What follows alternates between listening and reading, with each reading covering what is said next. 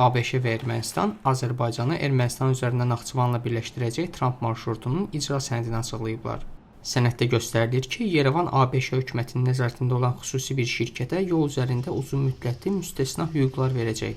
Şirkətin səhmlərindən ABŞ-yə 74%, Ermənistana isə 26% pay verilməsi nəzərdə tutulur. Sənəddə o da vurğulanır ki, Ermənistan layihə çərçivəsində ticarət və tranzit sahəsində sərhəd nəzarəti və gömrük funksiyaları üzərində tam səlahiyyətə malik olacaq.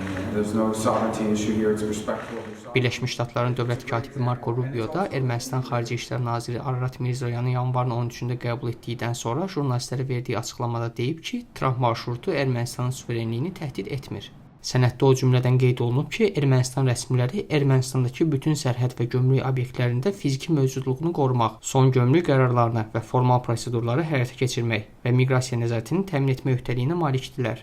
Azərbaycan prezidenti İlham Əliyev isə daha öncə etdiyi çıxışlarda Azərbaycandan Naxçıvana gedəcək sərnişinlərin erməni sərhədçilərin üzünü görməməli olduğunu demişdi. Milli Məclisin İnsan Hüquqları Komitəsinin sədri Zahid Oruc da Toplum TV-yə deyib ki, sənəd regionda kommunikasiyaların açılması baxımından müsbət qarşılanmalıdır.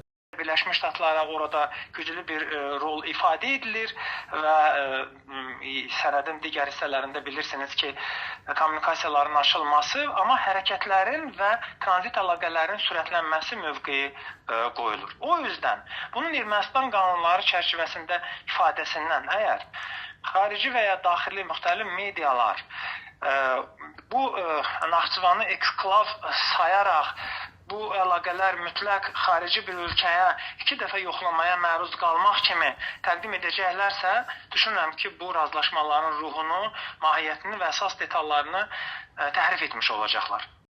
Beynəlxalq Böhran qrupunun Cənubi Qafqaz üzrə analitiki Joshua Kuchera Toplum TV-yə deyib ki, sənəddən Amerikalı şirkət operatorlarının ön ofisdə sərnişinlərlə təmasda olacağı, erməni sərhədçilərinin isə arxa ofisdə fəaliyyət göstərəcəyi aydın olur. Buna görə də o, bu modelin Azərbaycanın mövqeyi ilə ziddiyyət təşkil etmədiyini düşünür. Stat: Ön ofis, arxa ofis modelinin mahiyyəti də məhz bundadır. Ön ofisdə əcnəbilər olacaq, ermənilər isə arxa planda qalacaq və görünməyəcək. Amma bu sadəcə çərçivə xarakterli bir sənəddir və onun praktikada konkret olaraq necə işləyəcəyi ilə bağlı hələ çox suallar var. Sənəd Ermənistanın bütün proseslər üzərində suverenliyini qoruyacağını xüsusi olaraq vurğulayır. Lakin orada göstərilən hansısa məqamın Azərbaycanın maraqlarına zidd olacağı da aydın görünmür. Statın sonu.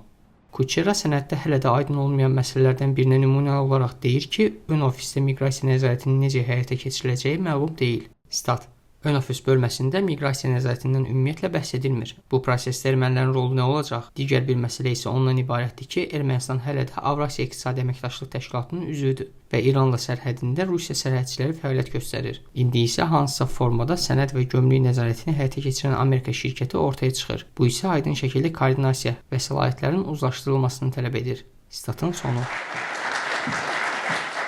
Avqustun 8-də Vaşinqtonda ABŞ, Azərbaycan və Ermənistan liderlərinin verdiyi birgə bəyannamədə qeyd olunan məsələlərdən biri də Azərbaycanın Naxçıvana birləşdirəcək Tramp marşrutu adlanan yoldur. Bəyannamənin 4-cü maddəsində deyilir ki, Ermənistan öz ərazisində beynəlxalq sülh və rifah naminə Tramp marşrutu bağlantı layihəsi üçün çərçivənin müəyyən edilməsi məqsədilə ABŞ və qarşılıqlı müəyyən edilmiş üçüncü tərəflərlə əməkdaşlıq edəcək.